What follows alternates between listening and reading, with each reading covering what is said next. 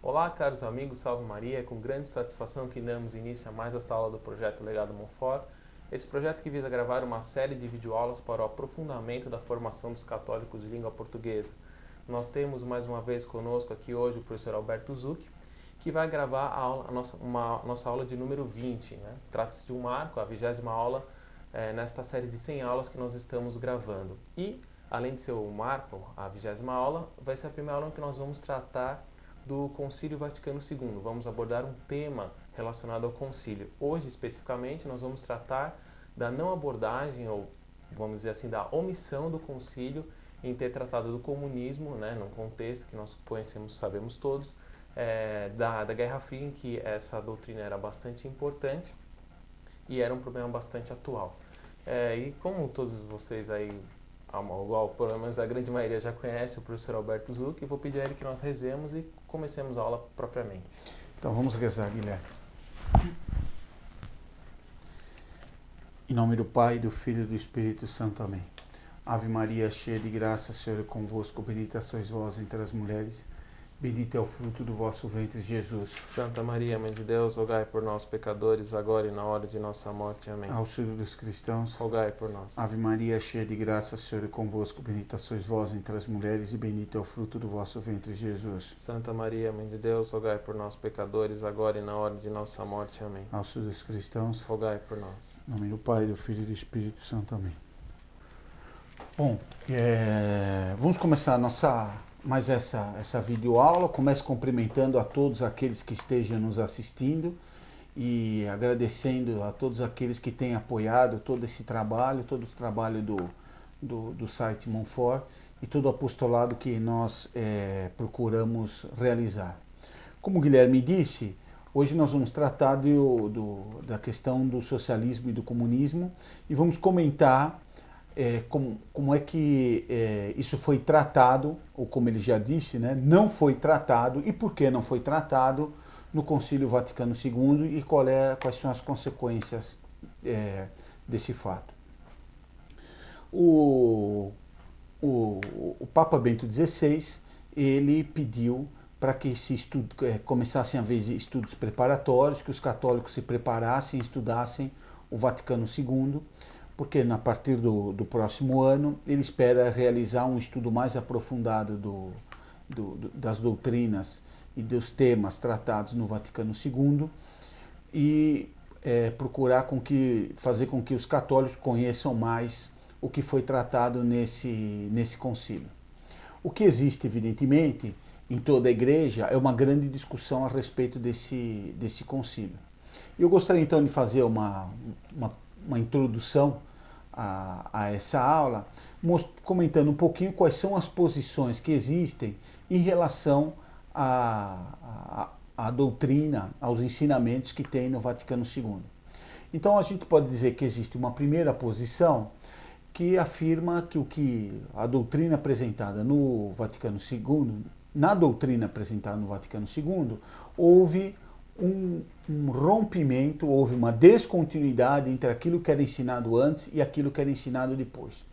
Isso não significa dizer que tudo que foi ensinado no Vaticano II era contrário ao que foi ensinado depois. Então, grande parte dos textos do Vaticano II são citações bíblicas. Então, é a mesma Bíblia que existia antes do Vaticano II. O que isso quer dizer que em alguns pontos, essa linha, em alguns pontos e pontos fundamentais, o Vaticano II acabou por ensinar uma doutrina diferente daquela que era ensinada na igreja. Isso não foi feito de forma clara. Isso, para se perceber, tem que se estudar muito, tem que se conhecer muitos textos e tem que se conhecer o que aqueles que redigiram esse texto de fato quiseram transmitir. Um exemplo clássico, antes do exemplo, uma outra linha vai dizer que os ensinamentos do Vaticano II, eles são uma continuidade daquilo que a igreja sempre ensinou. Então não houve nenhuma mudança doutrinária na igreja. O que houve apenas foi uma explicação melhor dessa doutrina para o mundo na década de 60. O que existia era que houve muitas mudanças na mentalidade dos homens, a década de 60 nós já tínhamos um mundo moderno, com uma mentalidade em grande parte muito semelhante ao que existe hoje, e que havia necessidade então de explicar a doutrina católica de uma forma diferente, mas mantendo os mesmos princípios. Então, uma primeira corrente, para resumir aqui, uma primeira corrente vai dizer que quando se ensinou a doutrina, houve uma mudança na doutrina, adaptando ela à mentalidade moderna. Enquanto uma segunda corrente vai dizer que não houve uma mudança, na realidade houve apenas uma adaptação daquilo que a igreja ensinava para que o homem que teve uma mudança de mentalidade, ele pudesse compreender mais adequadamente essa doutrina. Trata-se, portanto, de uma discussão bastante difícil a respeito da interpretação que deve ser dada aos textos do Vaticano II. Sempre que se fala de interpretar um texto, e um texto difícil, um texto doutrinário, é uma tarefa bastante difícil. Sobretudo porque aqueles que escreveram os textos, que são os bispos daquele tempo, né, que votaram esses textos, e os papas conciliares, que foram João XXIII e Paulo VI, não estão mais vivos. Então vai se fazer uma discussão a respeito da interpretação do que está escrito. Interpretação é sempre, como eu já disse, uma coisa sempre delicada. O que se quis dizer com uma determinada frase. Então é muito importante estudar o texto e ver de fato o que ele está escrito. A questão da interpretação envolve um outro problema, porque quem dá a interpretação precisa ter uma autoridade grande para dizer que um determinado texto pode ou não pode ser interpretado daquela forma. Um exemplo clássico disso é a questão do subsiste. Então, o que se afirmava antes do concílio era que a Igreja Católica é a Igreja de Cristo. Então havia uma identificação entre Igreja Católica e Igreja de Cristo. O texto do concílio vai dizer que a Igreja Católica subsiste na Igreja de Cristo. Os modernistas, então, vão dizer durante muitos anos que não existe mais identificação entre Igreja Católica e Igreja de Cristo. Então, a fórmula Igreja Católica igual à Igreja de Cristo teria desaparecido. A Igreja Católica seria uma das componentes da Igreja de Cristo, mas haveria outras, a Igreja Protestante, a Igreja, sei lá, outras quaisquer, aí todas essas igrejas que têm denominações cristãs poderiam ser consideradas igrejas, pertencer à Igreja de Cristo. O Papa, então, vai dar uma interpretação para o subsiste. Vai dizer que o subsiste quer dizer que existia e ainda continua existindo. Então diz ele que é uma coisa mais forte até do que existia antigamente, porque antes se dizia a Igreja Católica é a Igreja de Cristo, e o subsiste agora quer dizer que era, é e será sempre. Ela continuamente será a Igreja de Cristo. Mas para dar uma interpretação dessa, somente o Papa pode fazer uma coisa dessas. Porque se eu tivesse aqui, se a gente tivesse antecipado essas videoaulas aqui uns 15 anos, e eu tivesse dado essa interpretação aqui para combater os modernistas, certamente eu seria motivo de muita risada. Todo mundo diria, onde já se viu? Da onde se tirou essa ideia? Como é que você pode afirmar uma coisa dessas? Você sabe qual era o pensamento de quem escreveu? Porque durante muito tempo, a grande maioria do clero interpretou da forma como eu havia dito, de que a Igreja Católica não seria a única componente da Igreja de Cristo. Então a questão da interpretação é sempre uma questão muito delicada e não fácil de ser resolvida. Mas existe uma questão específica, que é o que a gente vai tratar aqui, que foge um pouco desse assunto. Eu quis fazer essa introdução, talvez tenha ficado até uma introdução um pouco longa, né? Quem acompanhou as outras duas videoaulas já deve, quando eu comecei a aula, já deve ter dito, puxa, de novo ele vai fazer uma introdução que vai ficar maior que o tema, né?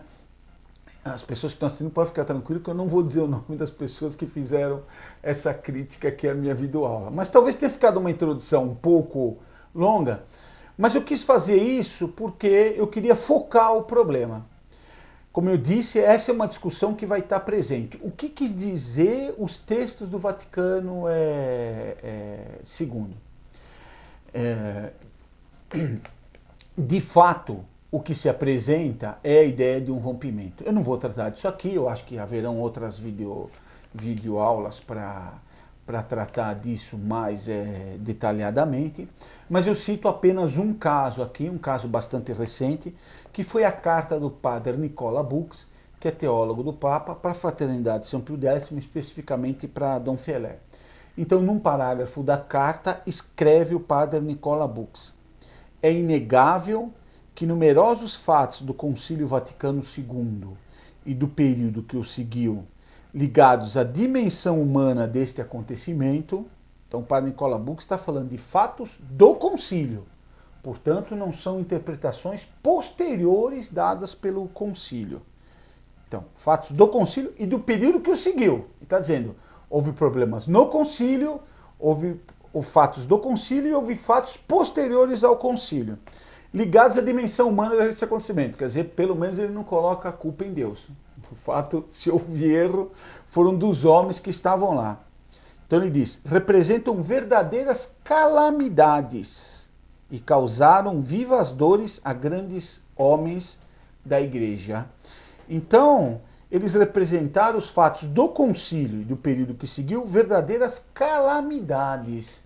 Quer dizer, então são fatos muito graves. Nós não estaríamos, o padre Nicola Bux não está falando aqui de um pequeno fato, de um detalhe, de uma frase que escapuliu, de uma frase que poderia ter uma interpretação errada. Ele está dizendo que houve verdadeiras calamidades e que causaram vivas dores a grandes homens da igreja. Quem são os grandes homens da igreja que tiveram vivas dores com o concílio?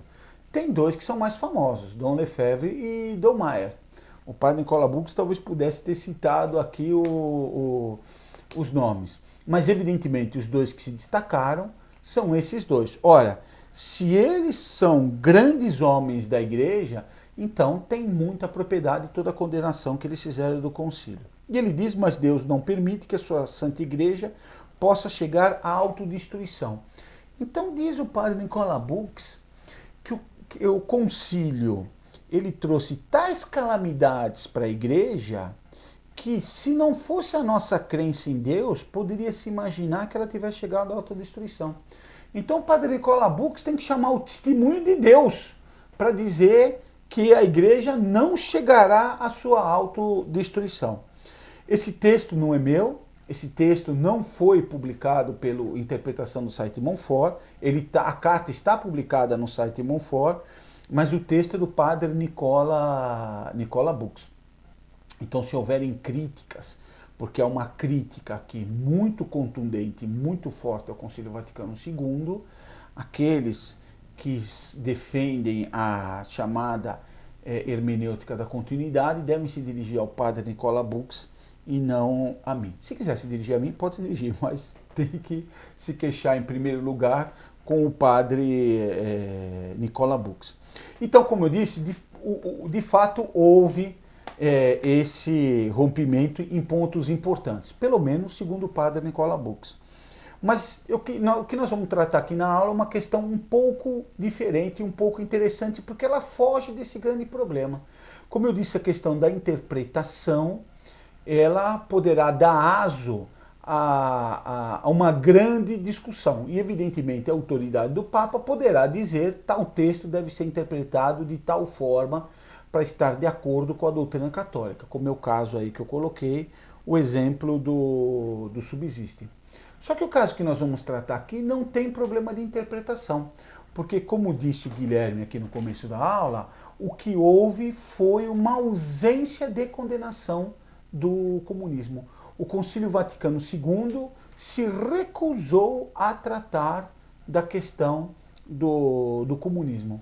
Então a pergunta que nós temos que colocar aqui é o seguinte, nós fugimos dessa questão da interpretação.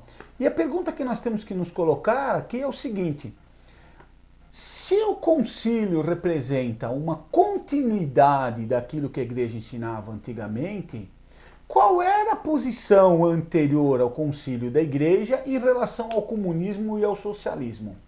Havia uma omissão desse tipo do Vaticano II de não se tratar do tema, ou os papas pelo menos tratavam rapidamente e superficialmente do tema? Houve apenas condenações não essenciais ao comunismo, mas condenações pontuais a crimes, barbaridades que o comunismo teria cometido contra a Igreja. É uma condenação atemporal, ou seja, enquanto doutrina comunista, é uma condenação de fato do comunismo enquanto um sistema. Então, inicialmente, na primeira parte da nossa aula, o que nós vamos fazer é examinar como é que os papas anteriores ao concílio trataram a questão do comunismo e do socialismo. Depois de uma segunda parte, nós vamos ver como que no concílio isso foi tratado. E na terceira parte, então, da aula, nós vamos ver quais são as consequências disso.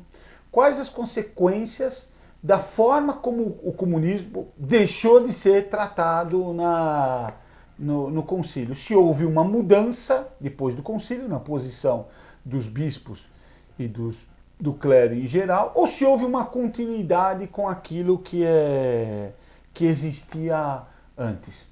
Então acho que aqui fica claro o esquema da aula e nós temos que voltar um pouco para trás para ver quais foram as condenações que a Igreja fez ao comunismo. O fato concreto, como nós vamos ver aqui, é que todos os papas, sem exceção, desde Pio IX, ainda no século XIX, até o próprio João XXIII, que foi o papa que fez a abertura do Concílio Vaticano II, todos eles, sem exceção, condenaram o comunismo. Eu acho que não existe uma doutrina, uma teoria neste período, pelo menos nesse período, se não em toda a história da Igreja, não existe uma doutrina e uma teoria mais condenada pela Igreja do que o comunismo e o socialismo. E então, essas condenações, para que fique muito clara a posição da Igreja em relação a essas doutrinas, que nós vamos ver a partir de agora. Roberto, então o senhor vai expor todas as condenações de Pio IX até João XXIII em ordem cronológica? Então, isso seria uma forma de fazer essa exposição. Mas eu achei mais interessante fazer uma coisa um pouquinho diferente, alterando um pouco a cronologia e iniciando pela Divini Redentors de Pio XI. Isso porque essa encíclica ela tem uma condenação bastante ampla do comunismo e ela faz uma exposição doutrinária do que vem a ser o comunismo e o socialismo. Eu algumas vezes utilizo a palavra comunismo, outras vezes eu utilizo a palavra socialismo. Nos textos dos papas, várias vezes eles também usam ora a palavra comunismo, ora a palavra socialismo. Eles acabam não separando uma coisa da outra, né? A condenação de um serve para outro. Então, vamos começar pela Divini Redentors de Pio XI. Essa encíclica foi feita em 1937. Em 1937, nós estávamos pouco antes da Primeira Guerra Mundial. Nós tínhamos, então, na Europa, a Rússia comunista, com relativamente pouca influência do ponto de vista político, porque ela não tinha uma atuação grande na Europa.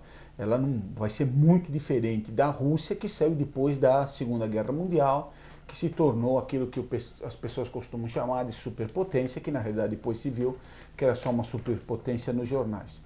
Mas enfim, neste tempo aqui, a Rússia tinha uma situação bastante difícil. Os comunistas, em geral, eram mal vistos pelos católicos e pela população como um todo no mundo. O comunismo representava uma grande preocupação, que inclusive permitiu a ascensão do nazismo. A condenação do comunismo poderia ainda, para alguns, favorecer o nazismo, que evidentemente também era uma coisa péssima e bastante errada. Mas Pio XI, perdão, vai fazer uma condenação muito clara e muito forte do comunismo. Por que eu estou citando isso? Para dizer o seguinte, não haviam motivos políticos que exigissem do Papa uma condenação tão forte como ele vai fazer. Quer dizer, mostra que a condenação, de fato, é uma condenação doutrinária e atemporal. Claro que o comunismo representava um perigo, mas não pode se dizer, não, o Papa fez isso naquelas circunstâncias, porque o comunismo estava fazendo muitos massacres, estava, como eu disse, com grande chance de dominar o mundo. É claro que o governo russo atuava, o governo comunista atuou na Espanha, atuou no México, mas com um risco muito menor do que ele viria a ter. Tá? A condenação do Papa ao comunismo ela é muito forte e muito contundente. O Papa começa dizendo que os antecessores dele haviam condenado o comunismo, mas que agora era necessário uma condenação com um novo documento, ele diz um documento solene, para reafirmar todas as condenações. Então, o Papa já disse, o Papa Pio XI em 37, a condenação do comunismo não é uma novidade, mas é importante agora que ela seja refeita. Ele vai então começar atacando os aspectos da doutrina comunista. Então eu queria friso esse ponto. A condenação não é ação política do comunismo. Não é o fato do comunismo não fazer eleição, que nem se diz hoje em dia. O que seria ruim no comunismo é não ter eleição. Se os comunistas chegam ao poder através de eleições e depois mantêm essas eleições, então eles são democráticos, está tudo bem. Mais ou menos como seria o Chávez hoje na Venezuela. Dá lá uma roubadinha nas eleições, ou uma roubadona, né? E tendo eleições, tá tudo bem. Então não é isso que Pio XI vai condenar, a ausência de eleição. Ele nem vai tratar disso. Ele vai atacar a questão da doutrina.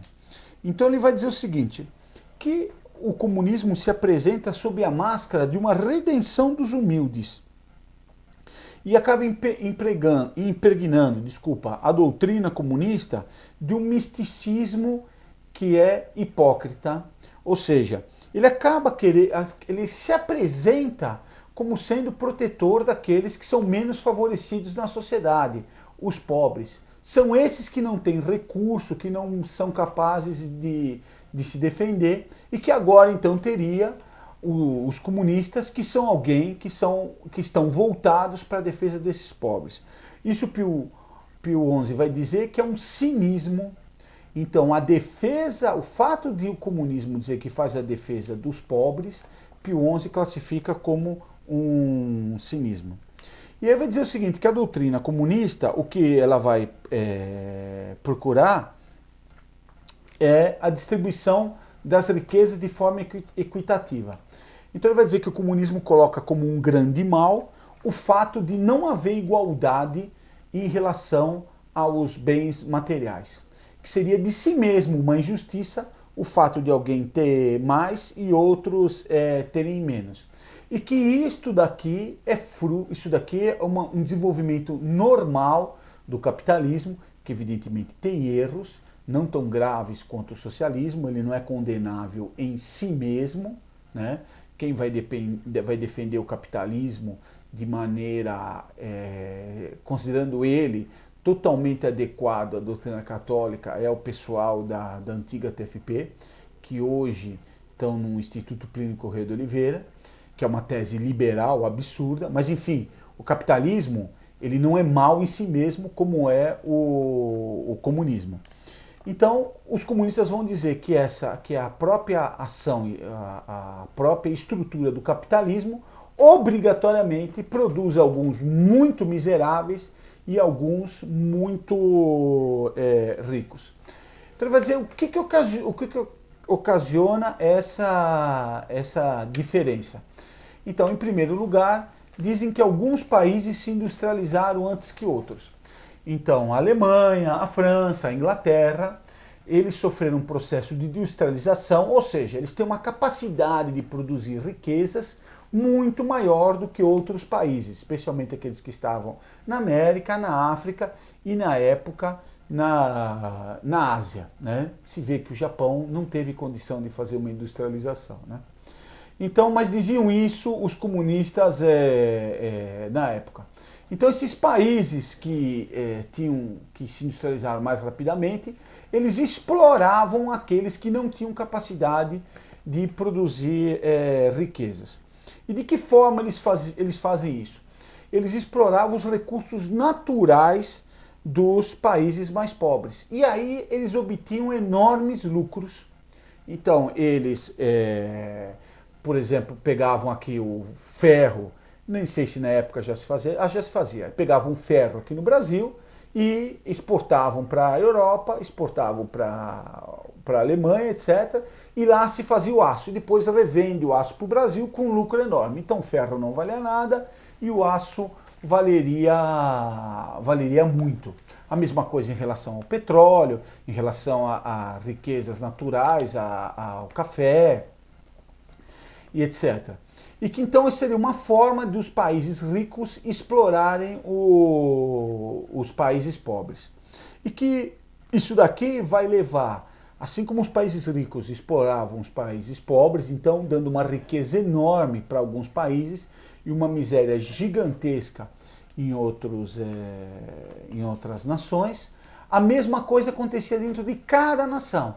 Então, na Alemanha, os grandes proprietários, os banqueiros, exploravam os operários.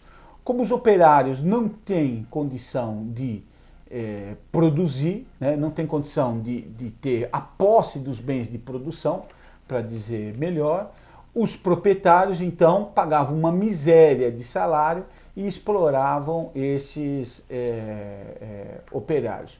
Portanto, toda a riqueza que viria seria má em si mesmo. É claro que houve explorações, é claro que houve abusos de todo tipo, decorrentes, muitos deles da Revolução Industrial e decorrentes, muito deles, da mentalidade capitalista. Mas isso daqui não justifica a teoria comunista que coloca como má em si mesmo a desigualdade. Então, nem todo mundo que fica rico pela exploração de alguém que tem menos. E nem todo mundo que tem menos tem pelo fato de ter sido explorado por alguém. As pessoas têm talento, algumas têm mais disposição para trabalhar, as pessoas são diferentes. Sendo as pessoas, algumas têm menos interesse até de ter dinheiro. Sendo as pessoas diferentes, o resultado é que o nível de riqueza naturalmente será diferente. Querer fazer uma riqueza igual para todo mundo é uma coisa que está contra a natureza. Agora, os comunistas diziam, ensina ainda Pio XI, de que existiria uma lei histórica que era o materialismo histórico e dialético. Então, existiria a luta de classes, os pobres obrigatoriamente se revoltariam contra os ricos. Aqueles que são operários se revoltariam obrigatoriamente contra os proprietários. E isso durante toda a história teria sido assim. As nações obrigatoriamente elas começaram com um modo de desenvolvimento agrário, depois passaram para o feudalismo, depois vão passar para o mercantilismo, depois para o capitalismo e obrigatoriamente iriam para o comunismo. Então as nações que mais se industrializaram seriam as nações que em primeiro lugar ficariam comunistas. Como se viu, isso foi um furo gigantesco na doutrina comunista e marxista. Porque a nação mais industrializada da Europa era a Alemanha, que não ficou comunista. Logo em seguida tem a Inglaterra, que também não ficou comunista. Depois tem a França, que também não ficou comunista. Quem vai ficar comunista é a Rússia, que era a nação mais agrária da Europa. A Rússia praticamente não tinha indústria. É essa nação que, segundo o materialismo histórico ainda e dialético, deveria primeiro ficar capitalista, para depois ficar marxista, que é a primeira nação que vai ficar comunista. Então haveria continuamente um choque na sociedade, e esse choque seria uma coisa boa. Por isso que sempre que o comunismo entrava num país, ele fomentava esse choque e produzia massacres. O comunismo em todo país que entra, ele é um sistema criminoso. Então, a ideia do comunismo é que a sociedade iria evoluindo até chegar a uma sociedade absolutamente igualitária. Ninguém teria mais do que outro. Todos os bens produzidos eles seriam entregues ao Estado, que então faria uma distribuição equitativa igual e absolutamente igualitária para todos. Então, exatamente todos os operários receberiam a mesma coisa, todos os patrões receberiam a mesma coisa que os operários, todo mundo que fizesse qualquer trabalho receberia o mesmo valor. Então, um operário qualificado recebe o mesmo valor que um operário não qualificado. Um professor recebe a mesma coisa que alguém que tenha um emprego meramente manual. Como se todo o trabalho tivesse exatamente o mesmo valor. E, de fato, ninguém seria dono do seu trabalho. A pessoa não sendo dona do trabalho, não sendo dona dos bens que ela produz, ela não é dona de si mesma. Ou seja, ela se transformou num escravo do Estado. Por isso que em todo lugar onde entrava o comunismo, todos os cidadãos eram considerados como absolutamente dependentes e, de fato, escravos do Estado. O Estado podia fazer o que bem quisesse com quem quer que seja. O que interessava era coletividade, não interessava individualmente ninguém. Então, primeiro, a sociedade seria igualitária. Segundo, ela seria uma sociedade sem propriedade. Como eu disse, todas as propriedades seriam do Estado. Então, todas as fábricas seriam do Estado, todos os bens seriam do Estado, todas as casas seriam do Estado. É claro que isso muitas vezes o comunismo e o socialismo não apresentam dessa forma. Eles não têm coragem de expor isso claramente, como está dizendo aqui Pio XI, porque você pode imaginar, dizer para um operário, um partido que dissesse para o operário, se nós chegarmos ao poder você vai perder sua casa, ninguém votaria nesse partido. Mas de fato isso é que inclusive os países socialistas que existem hoje, é isso que eles fazem através de cobrança de impostos completamente absurdos. Dou apenas um exemplo, porque não é o tema aqui da nossa aula. De fato, estou vendo simplesmente com que força a igreja sempre condenou o comunismo, mas dou só um exemplo. Se diz que na Alemanha o imposto de herança chega até 70%. Ou seja, o Estado alemão só conhece o direito de propriedade aquele que gerou o bem, mas ele não tem direito a transmitir para outro. Ora, isso daqui é exatamente ter direito ao uso. Então eu tenho uma casa que eu quero dar aqui, trabalhei, tem essa casa, eu quero dar casa, vou morrer, quero dar casa aqui pro Guilherme. É um direito que eu tenho. Se o Estado me cobra 70% por essa doação, ele de fato me tomou a casa, né? E ele está considerando que eu tinha simplesmente o direito de uso da casa. Então eu não teria comprado propriamente, perdão, a propriedade. Teria comprado o direito de uso que se extingue com a minha morte. Para eu dar a casa para o Guilherme, eu preciso comprar outra casa, porque 70% do valor da casa, de fato, é outra casa. Mas voltando, como dizia Pio IX, o que o comunismo quer é uma sociedade sem classes, completamente igualitária e sem propriedade. Ora, as pessoas de natureza, como nós já comentamos aqui em outras ocasiões, elas são de si mesmo diferentes. Se você dá liberdade para duas pessoas, uma vai trabalhar, vai ganhar, vai estudar, vai aprender, vai praticar religião e eventualmente outra não vai fazer nada disso. É conhecido, por exemplo, o caso desses assentamentos que o governo faz para o movimento sem terra, em que depois de algum tempo tem alguém comprando as propriedades de outrem e esse outrem vai embora. O governo precisa proibir, porque senão aqueles que trabalham, aqueles que de fato estão interessados, acabam produzindo. Então, para que isso não aconteça, não pode ter liberdade. Então todo mundo só pode fazer exatamente aquilo que o Estado ordena. E não pode haver nenhum símbolo de diferenciação. No Camboja se chegou ao absurdo de condenar à morte aqueles que usavam óculos. Nós dois Guilhermes estaríamos perdidos. Ou andaríamos batendo cabeça pela rua ou seríamos mortos. Por quê? Porque o óculos é um símbolo de uma pessoa intelectual. Ela se esforça para ler. Então, isso daqui é uma pessoa que queria ser mais que a outra. Então, só o uso do óculos já condenava a pessoa à morte. Ora, um sistema desse, então, frisa Pio XI, vai privar a pessoa de toda a sua dignidade. Claro, porque ela vai se tornar escrava. Ela de si mesmo não tem mais nenhum direito e não tem mais nenhuma coisa boa. Ela tem que fazer só aquilo que o Estado manda. E, de outro lado, não existe mais nenhum freio na ordem moral. O que é certo e o que é errado é determinado pelo Estado. Então o Estado diz que eu posso pegar a casa do meu vizinho porque ele tem uma casa grande e eu não tenho casa nenhuma, eu vou lá e pego a casa do meu vizinho. De fato, eu roubei. Mas para o comunismo não. Para o comunismo, como não existe moral nenhuma objetiva, a moral é dada simplesmente pela lei e pelo governo, então a sociedade fica ao arbítrio daqueles que estão comandando. Essa eu não preciso dizer que é uma mentalidade que está bastante difundida hoje em dia. Se está na lei, é permitido.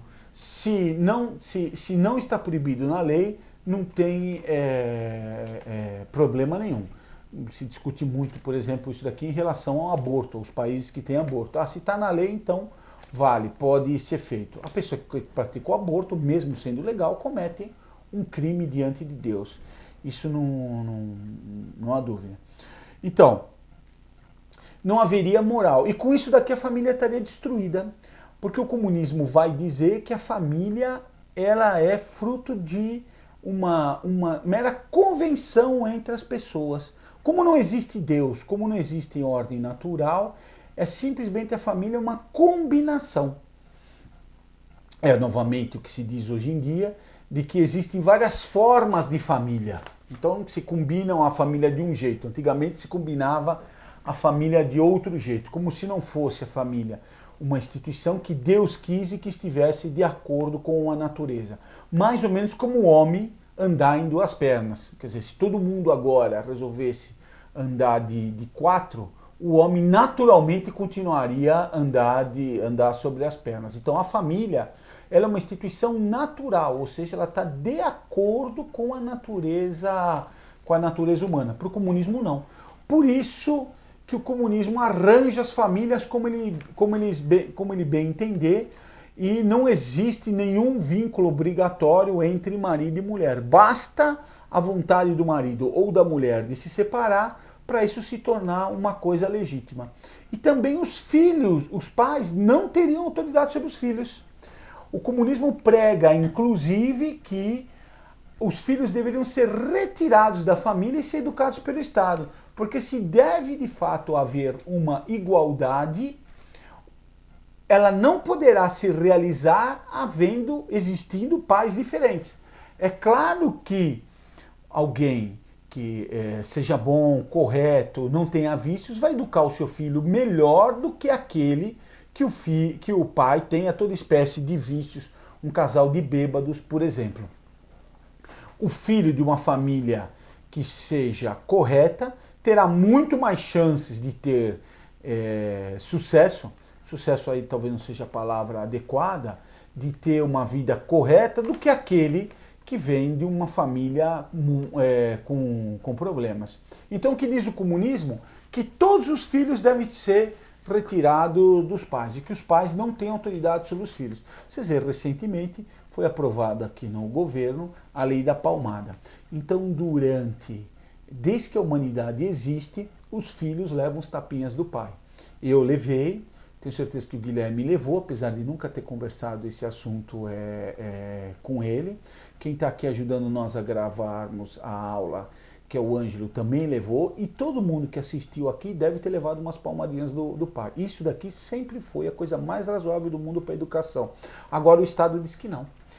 Que o pai que fizer uma coisa dessas, eles concederam que havia uma punição, mas eles concederam que simplesmente vai haver uma reeducação do pai.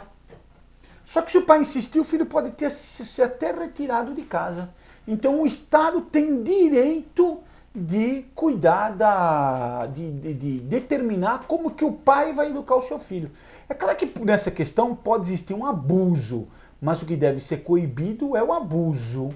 Seria mais ou menos como dizer, como existe no Congresso Nacional pessoas que cometem fraudes, vamos extinguir o Congresso Nacional. Então, de agora em diante, alguém de fora comanda o Congresso Nacional. Quer dizer, o ditado romano é famoso, o abuso não tolhe o uso. Mas então o comunismo ele quer a destruição da família. Então o que vai existir no comunismo é uma coletividade sem hierarquia. Todas as pessoas são iguais e todas as pessoas vivendo de uma forma completamente sem moral e completamente sem regras. Regras objetivas. As únicas coisas que determinam as regras é a vontade do Estado. Então qual seria a finalidade da sociedade? Numa sociedade comunista? Seria simplesmente o gozo dos bens que estão na Terra. É claro, se Deus não existe, se não tem autoridade, se a finalidade não é continuar os filhos e não é dar continuidade para aquilo que a pessoa pensa e acredita. A finalidade qual vai ser? Simplesmente gozar a vida. Vocês vejam como o que Pio IX está descrevendo, eu convido a todos os leitores a ler a encíclica, eu acho que ela é uma ótima preparação para quem quer depois estudar as questões do Vaticano II. Vocês vejam que a encíclica descreve o pensamento do mundo moderno. Então o que Pio IX está condenando, Pio XI está condenando, volto a insistir, não é algo esporádico, faz parte da essência de uma doutrina, é uma verdadeira mentalidade. Então, a moral e a ordem jurídica estariam limitadas a simplesmente a coletividade, ao desejo da maioria. E aí sim que Pio XI vai entrar. Qual é a consequência de tudo isso? A consequência de tudo isso é uma perseguição anticristã, é claro. O que vai se perseguir é a Cristo. Toda a doutrina católica é o contrário de tudo isso que está se vendo aqui. E como sendo o comunismo uma doutrina completamente antinatural, ela só pode ser imposta à força. Ela vai ser imposta com leis e com prisão, e depois com guerras e com massacres. Então Pio XI diz, foi o que aconteceu na Rússia, foi o que aconteceu no México e foi o que aconteceu na Espanha. Então vocês estão vendo que o Papa coloca, os massacres comunistas são simplesmente uma consequência da doutrina que foi condenada. A mentalidade de gozo de vida é consequência da doutrina que foi condenada. Eu estou insistindo nesse ponto porque depois, mais para frente, vai haver uma mudança na doutrina que vai fazer essa separação. Pio IX e todos os outros papas nós vamos ver, não fazem essa separação. A forma econômica com que o comunismo organiza a sociedade é uma consequência da doutrina que está por trás dele, e não o contrário. Não é a forma de produção que produz uma mentalidade. É a existência de uma doutrina, de uma filosofia e, de fato, de uma religião que produz como a produção vai ser feita. Então, Pio IX depois vai dizer como é que ocorre a difusão dos erros comunistas. Uma doutrina como essa não devia ter absolutamente sucesso nenhum. Então, primeiro diz Pio IX, os comunistas enganam dizendo que querem melhorar a situação das classes trabalhadoras. Então, Pio XI diz que o comunismo é mentiroso. Ele diz que quer melhorar as classes trabalhadoras. E diz Pio IX, isso é mentira. Se você tira do operário um incentivo para ele de ganhar mais, se ele produzir mais, se ele esforçar o seu talento, é claro que nenhum operário vai querer trabalhar. Então o resultado é esse. Em todos os lugares que entraram o comunismo e o socialismo, é fome e miséria. Durante algum tempo você pode ter a produção de alguma riqueza, mas isso depois afunda. Nós temos um exemplo muito recente disso. Nós podemos falar da Rússia, de toda a forma que teve, dos países comunistas, comparar com os locais onde havia propriedade privada e liberdade. Mas nós temos um exemplo muito recente, que é o caso da Grécia socialista. A Grécia socialista foi gastando o dinheiro e foi querendo fazer uma distribuição de renda, se premiava aqueles que não querem trabalhar, o Estado tinha que sustentar aqueles que não querem trabalhar. O resultado foi a falência e o resultado foi a miséria. Quem ganhou? Ganharam aqueles que receberam sem trabalhar. Aqueles que trabalharam e receberam agora estão sendo punidos por aqueles que não trabalharam e também receberam. Agora sim, nós temos um governo grego injusto. Bom, depois o que comenta Pio XI é que na realidade o liberalismo é que preparou o caminho para o comunismo. Então a ideia do liberalismo, que nós já comentamos aqui numa videoaula anterior, acredito que ainda ela esteja possível de ser consultada, a ideia do liberalismo de que o homem não tem obrigação nenhuma para com Deus e que a vontade dele, que é o arbítrio de todas as coisas, vai preparar o comunismo. Por quê? Por causa do abandono da religião e da moral cristã. Se não há religião e não há moral cristã, o que sobrou? Sobrou um número. Manda aquele que tem maior número. E a coletividade pode impor sua vontade para a minoria. Uma outra forma que Pio IX diz que o comunismo Pio XI, errei várias vezes aqui, Pio XI vai dizer que o comunismo tem uma propaganda articulada de fonte única e que se adapta a cada povo. Ou seja, Pio XI vai acusar o comunismo de conspiração. Havia uma conspiração internacional para implantar o comunismo em todo mundo, porque a propaganda era articulada e ela sabia se adaptar em cada país àquilo que mais o favorecia. Então, por exemplo, na Irlanda, os comunistas se aproveitavam da luta entre católicos e protestantes para se infiltrar até entre os próprios católicos, produzir o ódio entre os dois e fomentar a guerra e fomentar a discórdia para ele poder colocar sua doutrina. Na África do Sul, ele aproveitava a questão do apartheid, que sem dúvida é um crime, mas ao invés de tentar resolver o problema, não é que interessava ao comunismo. Ao comunismo interessava que houvesse uma luta muitas vezes fratricida, para que ele pudesse criar um ambiente para pôr suas ideias e fazer uma revolução. E diz uma outra forma de difusão, um outro motivo da difusão do comunismo é a conspiração do silêncio na imprensa. A santa imprensa que hoje nunca pode ser atacada. Se alguém ataca a imprensa, está cometendo um crime gravíssimo, como se quisesse destruir toda a liberdade e quisesse impor um regime autoritário, simplesmente de se atacar a liberdade de imprensa, que sempre foi condenada pela Igreja. Mas Pio XI vai dizer, então, existe na imprensa uma conspiração. Então conclui, eu vou ler aqui o texto, conclui Pio XI. A sociedade humana só então poderá ser salva da funestíssima ruína a que é arrastada pelos princípios do liberalismo, alheios a toda moralidade, quando os preceitos da justiça social e da caridade cristã impregnarem e penetrarem a ordem econômica e a organização civil. Então, Pio XI vai dizer, as consequências do liberalismo que levaram ao comunismo são uma funestíssima ruína, ou seja, a destruição da sociedade.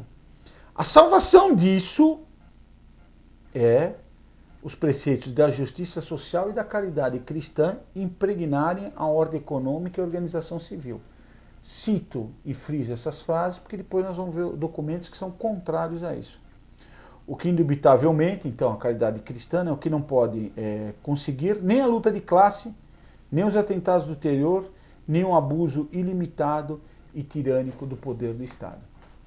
Nós vimos então aqui com Pio XI, que eu chamei muitas vezes de Pio IX, nós vimos com Pio XI a Divine Redentors e a condenação geral do comunismo.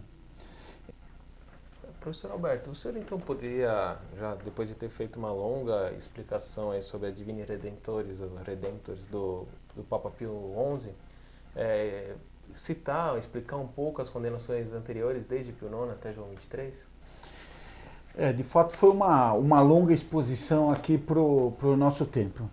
E como eu havia dito, existem condenações desde Pio IX até João XXIII. Vamos então, Guilherme, acho boa a tua sugestão, vamos dar então uma repassada agora, cronologicamente, nessas condenações. Vamos começar por Pio IX, então, e agora corretamente usando Pio IX. O Pio IX tem uma condenação muito conhecida nos sílabos, a respeito do comunismo e do socialismo. Mas eu aqui cito outra, exatamente para mostrar que o Papa não se limitou a condenar uma única vez o comunismo e o socialismo. Na Quanta Cura. A Quanta Cura é de 1864. Nós estamos pegando aí o comunismo e o socialismo quase que no seu nascedouro. Estava lá na infância e juventude, né? Então ele vai na Quanta Cura condenar vários erros da mentalidade moderna. Ele condena a liberdade de consciência e de cultos, diz que uma sociedade sem religião ela somente será voltada para acumular riquezas e os seus interesses dessa sociedade será contra a religião. Veja só então que Pio IX coloca que a sociedade que é materialista ela não será indiferente à religião e não será possível uma conciliação entre a sociedade materialista e a sociedade e a Igreja Católica. Porque essa sociedade ela terá interesses diferentes e será contra a religião. Aliás, o padre Nicola Bux, nessa carta que eu citei no início, em que ele pede dirigir a Fraternidade São Pio X, ele comenta isso, que é importante que sejam unidas forças contra uma sociedade moderna que cada vez mais se volta contra Cristo. Ele diz que uma sociedade sem religião trará obrigatoriamente a injustiça. Então uma sociedade como a sociedade comunista, que não quer a religião, que coloca a religião de lado, obrigatoriamente ela traz a injustiça. E depois ele explicitamente condena o comunismo e o socialismo. E por que essa condenação? Porque o comunismo e o socialismo defendem que a base da sociedade é o direito positivo. Veja só, hein? Aqui não estamos falando dos crimes, volto a insistir nesse ponto. Talvez esteja sendo até demais repetitivo, mas é importantíssimo frisar. A condenação do comunismo é por causa do positivismo, do direito positivo. Então uma condenação não somente dos crimes, mas de toda a doutrina comunista. Né? Haveria ainda outras coisas para se falar de Pio IX, eu me limito a essas, porque senão nós teríamos que fazer aqui, a gente poderia tranquilamente chegar a 100 videoaulas só dizendo as condenações da igreja ao comunismo. Depois de Pio IX nós temos Leão XIII. Leão XIII também por diversas vezes vai condenar o comunismo e o socialismo.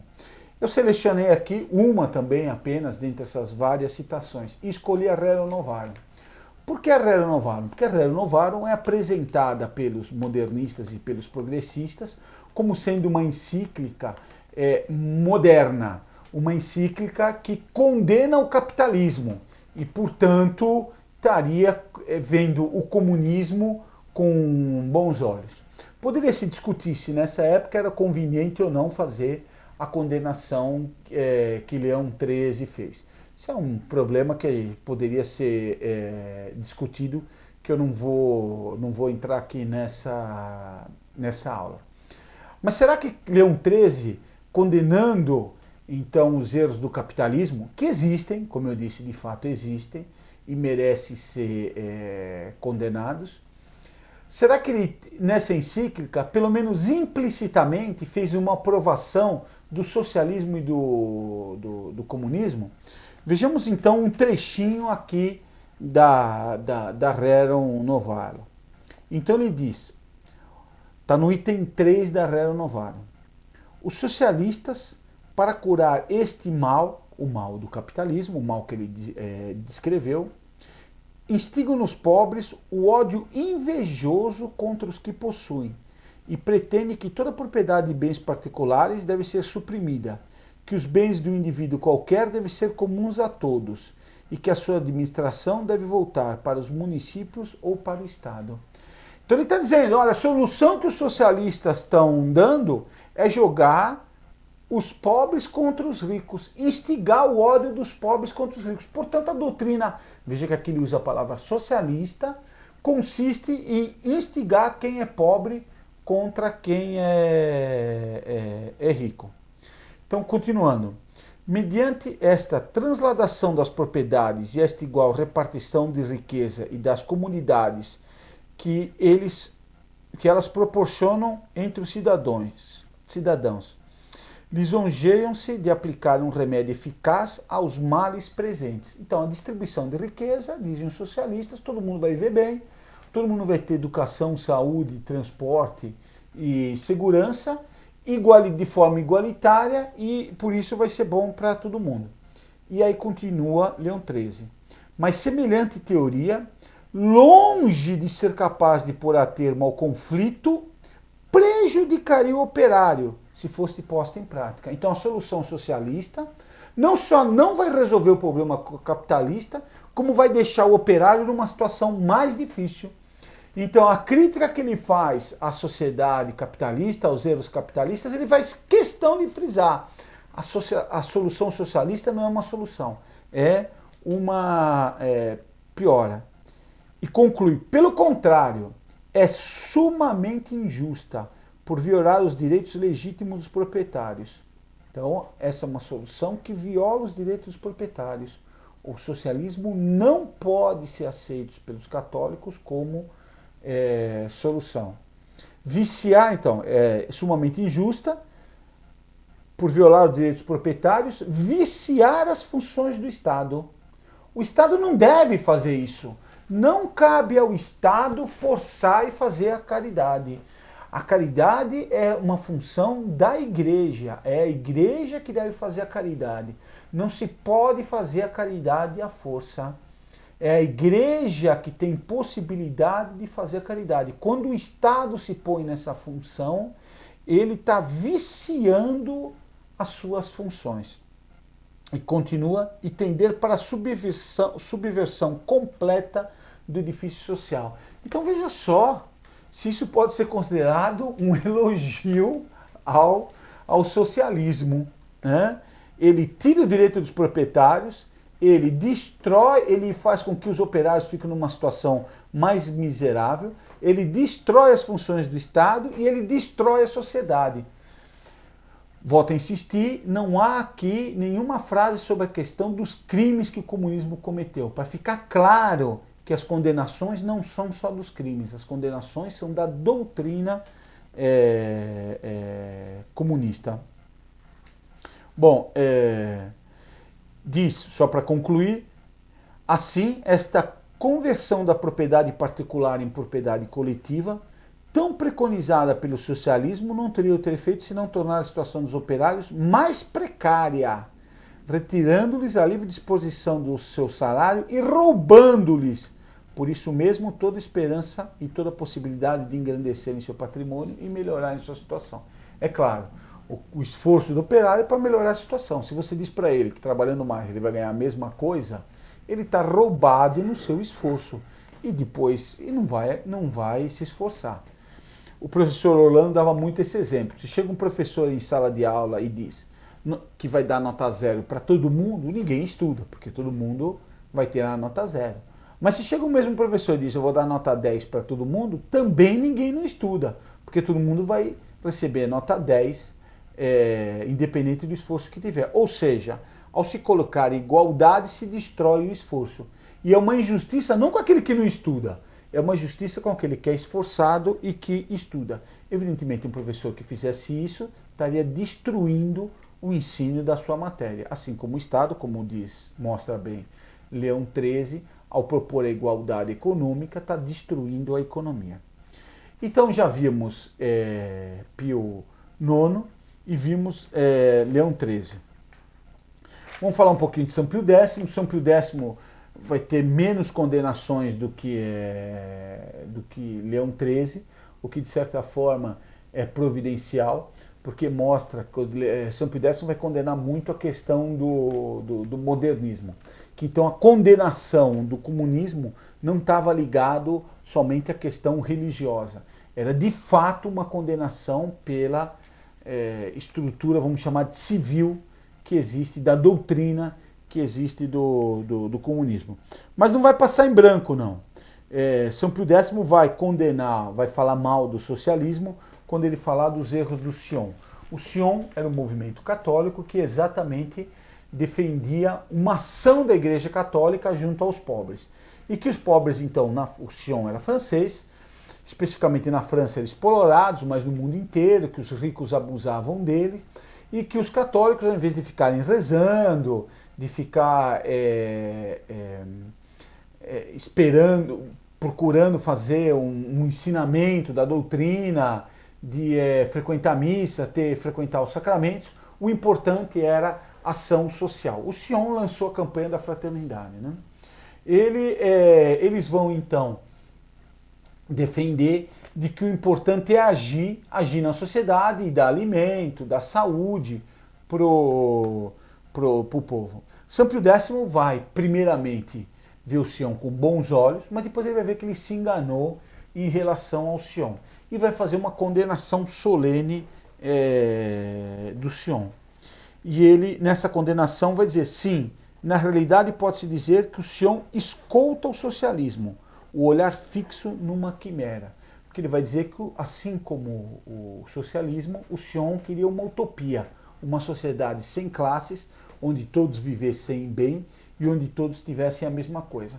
Mas vejam só como São Pio X condena o socialismo. Ele dá de barato que o socialismo é uma utopia e uma quimera. De tal maneira, ele já havia sido reiteradas vezes condenado por Leão XIII. Bom, depois de São Pio X, nós temos Bento XV. Bento XV vai renovar de novo a condenação ao comunismo e ao socialismo. Já está ficando uma coisa repetitiva e chata, né? Está ficando, infelizmente, talvez pouco didático. Mas é necessário para compreender como a Igreja é insistente na condenação ao socialismo e ao comunismo.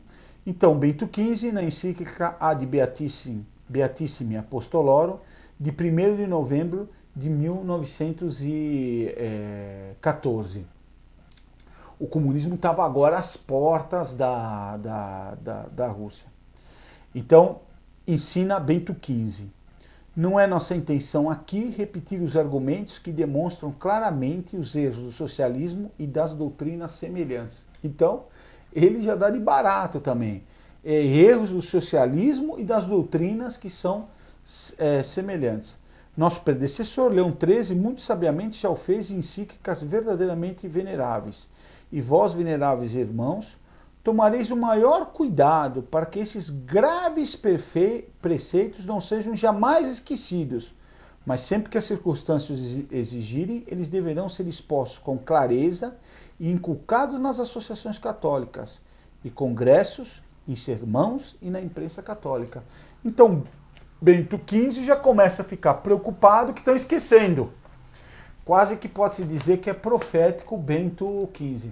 Não se vai dizer também que são todos papas que têm exatamente a mesma linha. Se a gente for olhar a história, aqueles que São Pio X procurou colocar de lado no Vaticano, Bento XV procurou trazer de volta. Mas se vê que neste ponto, de tal maneira existiu uma condenação, que tanto São Pio X, que tanto os papas anteriores vão condenar. E Bento XV, como disse, já fica preocupado. Estão começando a esquecer das condenações. Não se esqueçam das condenações. Bento XV, evidentemente, não participou do Concílio Vaticano II. Depois de Bento XV, nós tivemos Pio XI, Eu já falei de Pio XI, não preciso retornar. Depois de Pio XI, nós temos Pio XII. Também Pio XII vai condenar o comunismo. Isso em 28 de junho de 1949, através de uma consulta que é apresentada pelo Santo Ofício. Nós estamos falando aqui de 1949, então, os períodos anteriores, como eu disse, o comunismo não tinha no mundo, o comunismo do ponto de vista político não tinha importância no mundo que vai ter depois. É claro que era uma doutrina que estava se espalhando por todos os lugares, como disse Pio XI, com o apoio da imprensa e utilizando das maneiras mais ilícitas e enganando a população. Agora que em 1949 já tinha terminado a guerra, a Rússia tinha se transformado em uma superpotência com todo o dinheiro americano, tinha conquistado lá, tinha todo o leste europeu, tinha ficado sobre o poder russo. E o comunismo começava a se espalhar e começava a dominar governos em todo o mundo. Daí para frente vai ser uma vitória atrás da outra até a queda espetacular e de certa forma surpreendente do comunismo através da Polônia. Bom, mas então, respondendo a pergunta do Santo Ofício, que foi confirmada por Pio XII, se diz: é permitido aderir ao Partido Comunista ou favorecê-lo de alguma maneira? Então agora pertencer ao Partido Comunista. Nós sabemos que uma pessoa que pertence a um partido não obrigatoriamente tem todas as ideias daquele partido. Então poderia, nessa ocasião, por motivos políticos, para evitar uma encrenca, evitar uma perseguição maior, dizer, bom, se a pessoa não tiver todas as ideias ou aquilo que é contrário à igreja, poderia ser permitido. Veja a resposta dada, então, pelo Santo Ofício com a aprovação de Pio XII. Não. Então não é permitido aderir ao Partido Comunista ou favorecê-lo de alguma maneira. Então, resposta: não. O comunismo é de fato materialista e anticristão. O comunismo é materialista e anticristão. Ou seja, ele na sua essência ele é anticristão. Embora às vezes em palavras não atacam a religião, os comunistas demonstram de fato que quer pela doutrina, quer pelas ações que são hostis a Deus, a verdadeira religião e a Igreja de Cristo. Então, ainda que esses comunistas se apresentem bonzinhos, que falem palavras a respeito da religião, que prometam um acordo, que não vai haver conflitos, apesar disso, o comunismo de fato é hostil a Deus e a verdadeira religião é a Igreja de Cristo. Segunda pergunta: é permitido publicar, divulgar ou ler livros, revistas, jornais ou tratados que sustentam a doutrina e a ação dos comunistas ou escrever neles? Então agora já nem é mais ser do partido. É escrever lá no jornalzinho comunista, num pasquim comunista qualquer que tem por aí, nessa imprensa que tenta ajudar o comunismo. Diz não. Resposta: não, pois são proibidos pelo próprio direito. Então não se pode nem escrever num jornal comunista. Terceira pergunta: fiéis cristãos que consciente e livremente fizeram o que está no item 1 e 2, então foram do Partido Comunista, ajudaram ou escreveram alguma coisa, podem ser admitidos aos sacramentos? Veja que essa é uma questão delicada, porque a admissão aos sacramentos só é negada quando existe um pecado público, porque da consciência só Deus sabe. Então recusar um sacramento para uma pessoa tem que ser um pecado grave e um pecado público. Resposta: então, pode se admitir essas pessoas aos sacramentos? Respostas: não. Então, os padres não devem dar os sacramentos. Então, por exemplo, a turma do PT que vai comungar, o padre deveria dizer: não, você não pode ser admitido nos sacramentos, porque eles de fato favorecem os comunistas. Me lembro quando nós estávamos fazendo a campanha contra o aborto, o presidente Lula, isso daqui me foi contado na CNBB, nomeou como interlocutor para falar com a CNBB o Aldo Rebelo, que é do Partido Comunista. Agora está batendo uma bolinha lá no Ministério dos Transportes. Está arrumando umas bolinhas lá. Então, como interlocutor, A CNBB devia dizer, meu amigo, com você não tem conversa. Justo um comunista para vir conversar com eles? Bom, quarta pergunta. Fiéis cristãos que professam a doutrina materialista e anticristã do comunismo, e sobretudo os que defendem ou propagam, incorre pelo próprio fato, ou seja, por ter propagado ou por ter defendido. Então incorre pelo próprio fato, como apóstatas da fé, ou seja, abandonar a fé católica, na excomunhão reservada de modo especial à sé apostólica?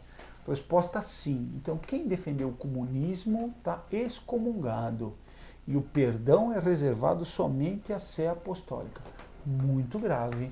Não sei se existem condenações para outros assuntos tão graves como essa daqui. Depois de Pio XII, nós temos João XXIII. João XXIII, como vocês sabem, é que vai inaugurar o Concílio Vaticano II. Então, também através do Santo Ofício, ele vai renovar a excomunhão a todos aqueles que professam a doutrina comunista ateia e materialista. Então vocês vejam que Pio IX diz que eles estavam excomungados, João XXIII vai reiterar isso, em 1900 vai reiterar que existe essa condenação. Depois, em março de 59, vai haver uma nova consulta ao Santo Ofício que vai ser confirmada pelo Papa e que vai responder a seguinte pergunta: é permitido aos cidadãos católicos, ao elegerem os representantes do povo, darem o seu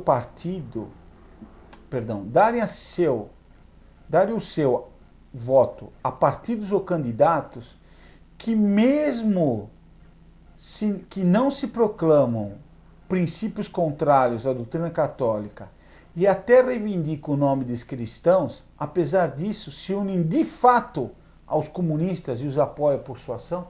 Então, o católico pode dar o voto ao Partido Comunista, ou mesmo aquele que, apesar de se dizer católico, apoia a ação comunista.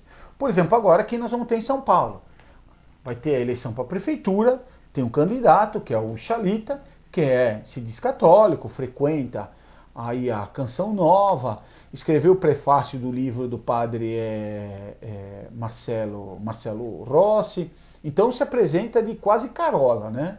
É assim, quase um santo dos últimos tempos, ou são os últimos tempos dos santos. Mas esse candidato é candidato pelo Partido Socialista, que nós vimos aqui é condenado, e de fato os socialistas acabam apoiando a ação dos comunistas. Então, é permitido dar o voto? Resposta: não, segundo a norma do decreto do Santo Ofício de 1º de julho de 1949, que foi aquela que eu li. Então, segundo a norma do decreto, aqueles que dão voto para esses candidatos estão excomungados. É gravíssimo. Então, votar em candidatos ao comunismo, que apoiam o comunismo, significa excomunhão. Então, vocês estão vendo como as condenações elas se repetiram durante a história, desde os papas até esses mais recentes, até o início do Vaticano II.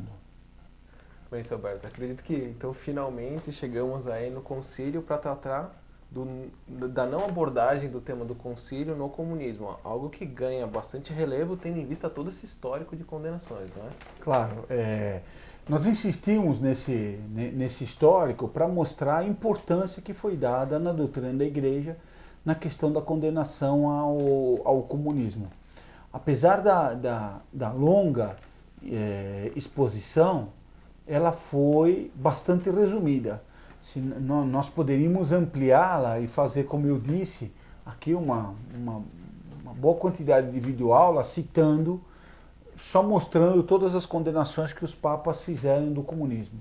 Então, de fato, se vê muito claramente que a doutrina anterior da Igreja era uma condenação ao comunismo e não uma omissão em relação a essa doutrina. Uma primeira pergunta que poderia se pôr era se não foi uma espécie de lapso do Vaticano II. olha, de fato os padres conciliares, os bispos, eles quereriam ter condenado, mas acabou tendo muitos temas, muitas conversas, etc., e isso passou desapercebido. Seria um grande absurdo, né?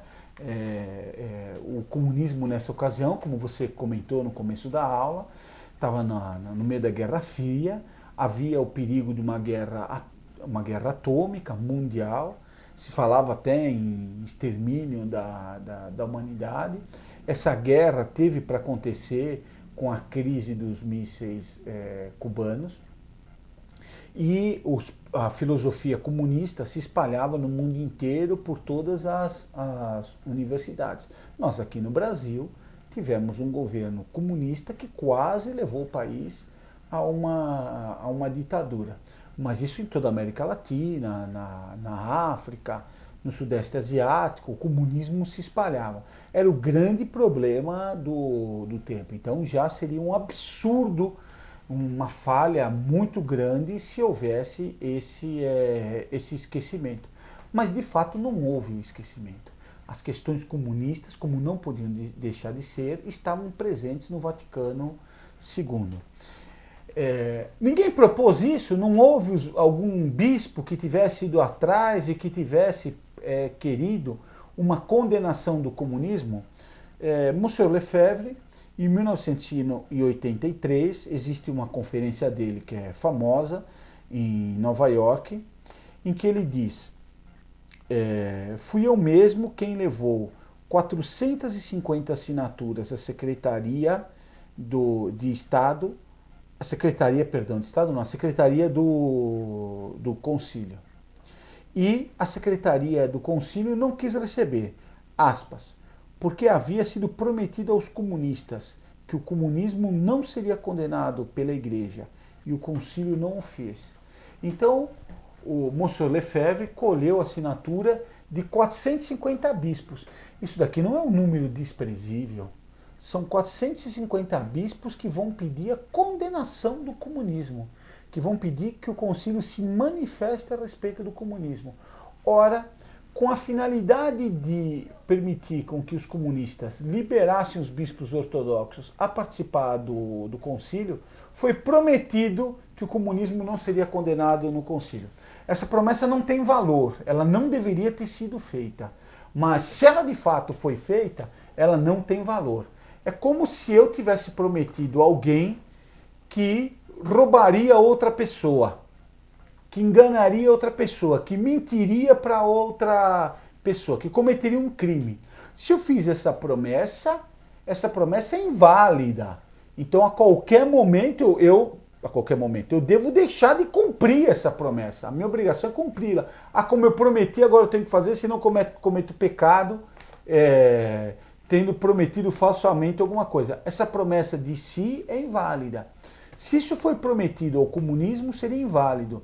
E o concílio deveria ter condenado o comunismo, como nós vimos por toda a doutrina anterior, por todo o ensinamento anterior sobre a doutrina comunista dado pelos papas. Aliás, o fato de ter que prometer que não se vai condenar o comunismo para que os bispos pudessem comparecer ao concílio mostra a necessidade da condenação. Então, continuando aqui o que Dom Lefebvre diz: eu mesmo fiz isso, então ele mesmo levou. Foram 450 assinaturas de bispos que se engavetaram e se enterraram no silêncio. Embora para vocês de fora parecesse que se tratava de um único bispo, porque como foi ele que levou, se procurou espalhar que era só Dom Lefebvre que estava querendo a condenação. Ainda que se fosse um único bispo, teria sido levantado o problema. A questão do esquecimento não poderia passar desapercebido. Se o concílio queria estar em linha com tudo anterior que a igreja havia ensinado, deveria fazer a condenação do comunismo e do socialismo, e não ter se omitido. Então diz, nesse caso foram ignorados 450 bispos, lacraram na gaveta e disseram, não tomaremos nenhum conhecimento a respeito. Não haverá condenação ao comunismo. E a isso replicaram os bispos anticomunistas. Então ele diz que houve protesto do cardeal Minizente, do cardeal Lecay, do cardeal Beran e do cardeal Tomaszek. E ele diz que o mesmo aconteceu na Lituânia e na Eslováquia. Então ele comenta, essa ausência de condenação fez com que muitos sacerdotes dos países comunistas se engajassem no movimento comunista e acabassem se tornando colaboradores do regime comunista. Então vocês vejam que não passou desapercebido. O problema foi levantado e o concílio, aqueles que dirigiam o concílio, não quiseram fazer a condenação do comunismo. Mas não é só isso. De fato, o que aconteceu não foi somente uma omissão. Pelo contrário, o que se procurou fazer foi uma aproximação dos regimes comunistas. Então, durante a segunda sessão do concílio, que se deu entre 1962 e 1963, houve uma mudança de atitude. Se diz que essa mudança de atitude partiu do Papa João XXIII, que teria tido um papel decisivo na questão dos mísseis cubanos. Então, quando a guerra estava para estourar, como ele estava se aproximando dos comunistas, ele tinha alguns contatos, ele acabou fazendo uma ponte entre o Khrushchev e o Kennedy. E foi isso que teria impedido a guerra. Se foi esse motivo, se não foi, me parece uma coisa bastante secundária. Se o Papa teve ou não teve esse papel, aqui para o nosso caso não é uma coisa importante. O importante é que de fato houve uma mudança. E o Vaticano, então, acabou atuando em três linhas. Primeiro, com o Monsenhor Willy Brandt, que era secretário no concílio da sessão para a unidade dos cristãos. O Monsenhor Willy Brandt vai entrar em contato com o governo russo para pedir a liberação do Monsenhor Slip. O Monsenhor Slip, ele era bispo na Ucrânia, e a Ucrânia era muito católica. A Ucrânia tinha feito uma resistência muito grande ao comunismo. E por isso o governo russo não gostava dos ucranianos. Até agora que houve a liberdade na Ucrânia, existe lá uma forte religiosidade. O Monsenhor Slip era o bispo e estava preso pelos comunistas. A prisão lá do Monsenhor Slip criava uma situação muito grave, porque era um bispo preso por um governo comunista. O Monsenhor Willy Brandt, então, vai entrar em contato com o Khrushchev e, via os bispos ortodoxos que tinham comparecido ao concílio, e vai pedir a liberação do Slip. E o Khrushchev vai conceder com uma condição. Monsenhor Slip não poderia falar mal do comunismo. Depois Monsenhor Slip vai andar pelo mundo inteiro, vai fazer conferências, vai criticar os governos comunistas, mas ele vai ser libertado e vai ser levado para o Vaticano durante o próprio concílio, e sem se dizer, sem haver sem ser explícito, ele vai ser apresentado como uma aproximação e uma face humana do comunismo. Então, agora que o comunismo tinha uma face humana, a questão doutrinária ficava colocada para um segundo plano. Por isso que eu insisti muito na questão doutrinária, que a condenação do comunismo é uma condenação doutrinária. Então, com isso daqui, começa uma aproximação. Essa aproximação ela vai ser confirmada porque o genro e a filha do Khrushchev vão visitar o Papa João XXIII. Ele vai receber os dois. Alguém poderia dizer que não eram pessoas oficiais do governo, mas na realidade eles não tinham cargo oficial, mas faziam parte da direção do Partido Comunista. Então essa é a primeira linha para resolver o problema do cardeal Slip. A segunda linha vai ser do cardeal Koenig, de Viena. Esse vai ter um livre acesso nos partidos comunistas, nos países comunistas da então Cortina de Ferro.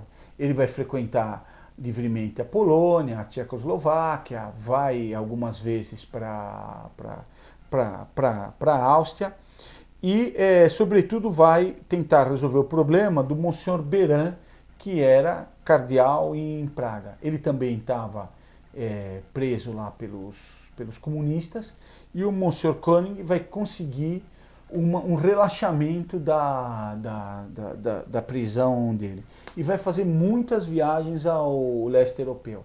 Sempre que havia essas libertações, o combinado era que eles não falariam nada a respeito do comunismo. O Monsenhor Slip, depois, durante o concílio, ele vai dizer que, vão perguntar para ele de que lado ele estava, e ele responde: eu não sou um homem de Casaroli. Casaroli, quem que era? Casaroli, ele era, eu não me lembro se nessa época já era secretário de Estado, mas ele tinha muita importância na Secretaria de Estado e nas relações da Igreja com os governos. E ele vai então tratar do pior de todos os casos, que era o caso do cardeal Minizente.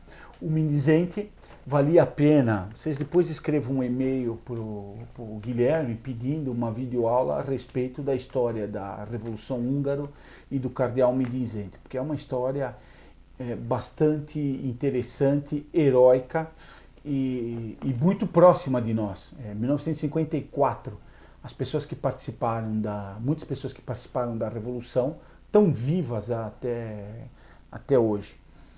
E foram liberados, agora que caiu o comunismo na Hungria, foram liberados muitos documentos a respeito da Revolução Húngara e do papel do cardeal Minizente.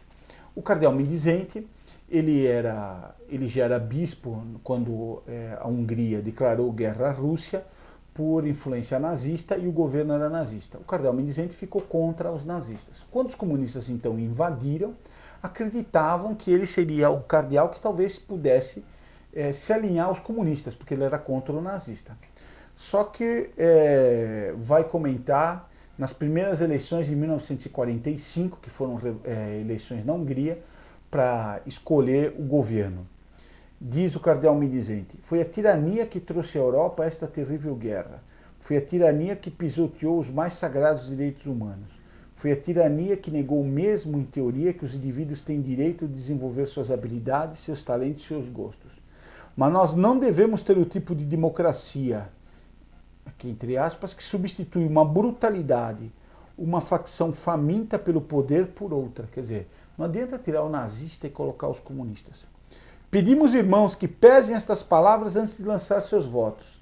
Não fiquem amedrontados. Maravilha, né? O bispo dizendo para os fiéis para não terem medo. Não fiquem amedrontados pelas ameaças dos filhos do mal. Os comunistas eram os filhos do mal. Quanto menos oposição encontrar, mais forte crescerá a tirania. Então ele diz: façam oposição aos tiranos. O cardeal Minizente vai ser preso pelos comunistas e vai ser torturado. Na época, quem vai torturar ele é o János Kadar, que depois vai ficar secretário do Partido Comunista e depois vai ser recebido por Paulo VI. A tortura que é feita contra o cardeal Minizente tem toda espécie de horror físico e horror psicológico. Se batia no cardeal, se fizeram coisas imorais em relação ao cardeal e trataram ele da maneira mais para destruí-lo psicologicamente. Fizeram um julgamento show, se fazia várias simulações de julgamento. Então, quando o cardeal foi ser julgado, ele nem sabia mais que estava sendo julgado. E se fez ele confessar crimes que, evidentemente, ele não tinha cometido. Ele foi então preso, foi condenado à prisão perpétua, se eu não me engano. Teve uma pena bastante longa com trabalhos forçados. Em 1954, quando estourou a Revolução, ele foi libertado pelos revolucionários, foi no rádio e abençoou as armas da Revolução. Os comunistas, então, estavam numa confusão tremenda. Eles quiseram colocar um ex-comunista que era moderado para o governo, o povo não aceitava, estava uma confusão terrível, o serviço secreto americano informou que o único que tinha autoridade para governar a Hungria seria o Mendizente. Isso estava na própria Constituição húngara. Na ausência de herdeiro, quem devia assumir era o cardeal, mesmo que ele não fosse húngaro. No caso, o cardeal Mendizente era húngaro. Então, os russos invadiram a Hungria com medo que o cardeal tomasse o poder. O cardeal, então, fugiu e se refugiou na embaixada americana. E ele vai ficar lá de 1954 até 1971, 72. Vai ficar lá como prisioneiro. Paulo VI, que vai exigir que ele saia de lá, tinha prometido que não nomearia outro primaz para a Hungria, acabou nomeando, e ele acabou depois, como eu disse, recebendo o János Kadar. Então a situação do Mendizente era de prisioneiro dentro do país húngaro, dentro da embaixada americana. E ele lá era uma oposição ao governo comunista. O Casaroli, então, vai procurar ele em Budapeste e vai contar do concílio. O Mendizente nem queria saber do concílio. E quando se propôs que ele fosse embora, ele não aceitou. Mas o Casaroli trabalhou muito para que ele saísse do do governo, do país, da Hungria, para que se pudesse fazer um acordo. Então, quando a gente fala em omissão aqui do Concílio Vaticano II, a expressão está precisa. Do ponto de vista doutrinário, não houve nenhuma condenação do Vaticano II e não houve uma sequência das condenações históricas que foram feitas ao comunismo, feitas inclusive pelo próprio João 23. Mas, de fato, nas ações, o Concílio Vaticano II ele acabou favorecendo que houvesse uma aproximação com os comunistas. Isso produziu até uma grande revolta nos bispos locais, que estavam numa luta tremenda contra o comunismo, estavam seguindo toda a doutrina católica e dessa forma se viram abandonados. E após o concílio de fato não tratou do comunismo, mas houve documentos papais ou de bispos que versaram sobre esse assunto e representam uma guinada na perspectiva da Igreja em relação ao comunismo? De fato houve. Há um documento que não faz parte dos chamados documentos conciliares, que é uma encíclica do próprio Papa João XXIII, e que é considerado que é uma guinada, uma mudança de rumo na questão da Igreja em relação ao comunismo. É a encíclica Pacem in Terris, que é de abril de 1963. Você está vendo então que foi uma encíclica escrita durante o concílio e que até vai procurar acalmar em relação a essa questão do comunismo. Então, no número 159 dessa encíclica se diz: é totalmente necessário distinguir entre as teorias falsas sobre a natureza, a origem e o fim do mundo e do homem e as correntes de caráter econômico, social, cultural e político, ainda que tais correntes tenham sua origem e impulso em tais teorias filosóficas. Então, João XXIII vai querer fazer uma distinção. Uma coisa é a teoria, é a doutrina falsa sobre a natureza, a origem do homem, do mundo, e outra coisa é a corrente de caráter econômico, social, cultural e político decorrente disso. Então, o Partido Comunista não obrigatoriamente tem a doutrina comunista. Ora, nós vimos em toda a parte anterior, em toda a primeira parte, que essa distinção não é feita pelos papas, que pelo contrário, eles condenam a doutrina em si mesmo como ruim e a aplicação dela na sociedade, na economia, na política, até na política no sentido mais restrito, que é a política partidária, com a excomunhão daqueles que votaram no Partido Comunista. Então aqui a Pacem in Terris vai dizer uma coisa é doutrina, outra coisa é o partido. Ora, a igreja tinha até excomungado aqueles que votassem, quanto mais aqueles que fossem do Partido Comunista. Dar apoio ao Partido Comunista era excomunhão. é de se perguntar até se o Casaroli não incorreu nessa excomunhão. Ele agora que resolva com Deus essa situação. Mas enfim, estavam todos, eram todos condenados.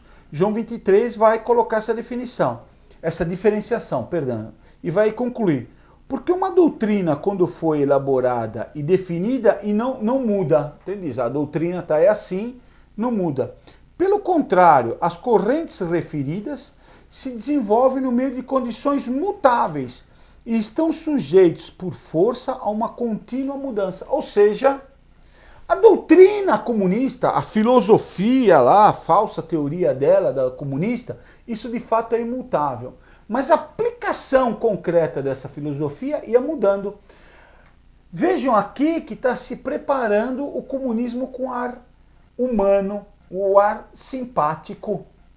Então, a doutrina está errado, mas agora o Partido Comunista, com o Janos Kadar, que tinha torturado o mendizente, ele era mais bonzinho.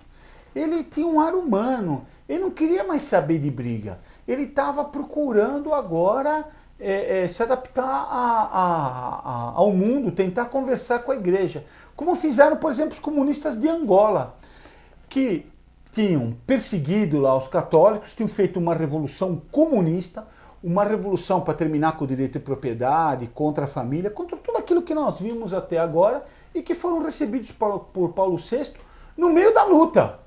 A tal MPLA, os líderes foram recebidos por Paulo VI e a UNITA, que era lá alguma coisa um pouco melhor, não era grande coisa, mas enfim, não era comunista como a tal MPLA, dominava boa parte do interior do país. A guerra estava continuando, mas mesmo assim os comunistas foram recebidos.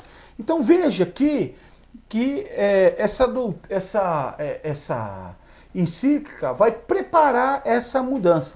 E depois vai dizer João 23, ademais, quem pode negar que na medida em que tais correntes se ajustem aos ditados da reta razão, então, na medida em que elas estão de acordo com a razão e reflitam fielmente as justas aspirações do homem, possam ter elementos moralmente positivos e dignos de aprovação.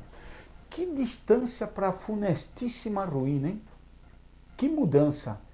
Quer dizer, de fato aqui, a encíclica Pacem in Terris de João 23 vai pôr uma mudança nessa doutrina. Então, como eu disse, esse documento não compõe o concílio, mas de fato ele está dentro do espírito do concílio, que não quis condenar o comunismo, se recusou a fazer essa condenação do comunismo.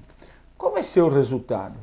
Nós tínhamos sempre a igreja e o clero muito contra o comunismo. Vocês viram o caso do cardeal Mendizente, o mesmo caso do cardeal Slip, que depois pode ter tido seus defeitos, mas que nesse caso concreto ele lutou contra o comunismo. E agora tem uma mudança. A gente poderia se estender bastante aqui, terminar isso daqui, falar também a respeito muito da teologia da libertação, que é o quê? Que é o marxismo na igreja. Mas alguém poderia dizer, não, pera um pouquinho, isso daqui é um lado radical, está se forçando, isso é um pequeno grupo. Então eu selecionei aqui apenas 2 exemplos para a gente ter uma ideia de como isso se espalhou. O primeiro deles é o que eu chamei de caso francês. Em 1972, o episcopado francês lança um documento sobre o diálogo com os militantes cristãos que optaram pelo socialismo. Só esse nome é condenável. O nome não pode ter. Nós vimos na doutrina da igreja que socialismo e cristianismo são inconciliáveis. Não pode haver cristãos que optem pelo socialismo. Se eles optaram pelo socialismo, eles não são mais cristãos. Então vai dizer, isso daqui é ano de 1972, estava para ter a eleição na França e estava concorrendo Mitterrand, que era socialista, era contra a igreja. Então, se pedia muito para a igreja, havia uma disputa apertada, se pedia muito para a igreja condenar o socialismo. Então, a primeira coisa que vai dizer o documento é que não pretende ensinar, mas respeitar e repercutir as opiniões dos trabalhadores. Então, antes a igreja ensinava, isso é certo, isso é errado. O comunismo e o socialismo não prestam. Eles são intrinsecamente maus. Aqui não. Só vamos repercutir opiniões. Então, para que escrever, né? Devia ter pedido para os trabalhadores fazerem a encíclica. Então, ele vai dizer que esses movimentos operam sob impulso do Espírito Santo. Então, aquilo que era condenado, que a doutrina era considerada como injusta em si mesmo, agora vai se dizer nesse documento de que eles agiam sob o impulso do Espírito Santo. Em 81, desculpa, eu me confundi aqui, na 72 é o documento, 81 é que tem a eleição. Os bispos, então, vão declarar que não querem se opor a nenhum grupo e a ninguém, se não chamar atenção sobre valores essenciais. E eles vão dizer que há valores que são comuns, que são percebidos de maneiras diferentes, de acordo com o ambiente ao qual se pertença. Então, dependendo se a pessoa é católica ou se ela é socialista, os valores são comuns, mas eles são sentidos de maneira diferente. Então, o católico sente a caridade, o comunista quer fazer, o socialista quer fazer bem levando água, esgoto, saneamento básico e todas essas baboseiras que se fala. Como se fossem os mesmos valores. Ora, o que se viu é que os papas condenaram essas ideias. A caridade cristã é uma coisa completamente diferente da filantropia moderna. Então eles vão dizer, a posse de ações de uma empresa por um pequeno grupo não é uma propriedade privada protegida pelo direito natural. Os socialistas ameaçavam exatamente fazer desapropriação de empresas, roubarem as empresas dos seus legítimos donos. Nós vimos todas as condenações que os papas fizeram a isso. Agora o documento vai dizer que o fato de ter um grupo de pessoas, 5, 6, 10, eles não dizem que é pequeno grupo, mas 10 pessoas dentro de uma população, sem dúvida, é um pequeno grupo. 50 mil ainda seria um pequeno grupo. Eles não têm direito à propriedade daquilo, não é protegido pelo direito natural. Ora, mas então também uma casa não é? Eu podia ter minha casa dentro de uma empresa. Se eu coloco numa empresa, eu perco o direito de propriedade dela? Isso é um absurdo. Então, dizem, a luta pela justiça é identificada pela luta de classes, incluída na guerra justa. Então, esse documento vai dizer que faz parte da justiça social a luta de classes. Nós vimos nos documentos dos papas como a luta de classes é condenada em si mesmo. E a justiça não tem nada de querer fazer a igualdade. Um outro documento é um documento mais antigo, mas do ponto de vista lógico, ele é posterior a esse. É um documento de 17 bispos liderados por Dom Helder Câmara. Se vê que não é pouca gente, são 17 bispos. Se vê como houve aí uma mudança de mentalidade. E pior do que isso, não houve qualquer reação a esses documentos. Então, é uma espécie de manifesto. Ele foi feito em agosto de 1967 e ele vai dizer que a igreja não só aceita, mas promove as revoluções que sirvam à justiça. Então, um passo adiante. Não existe mais uma passividade da igreja em relação às revoluções sociais, mas a igreja vai promover.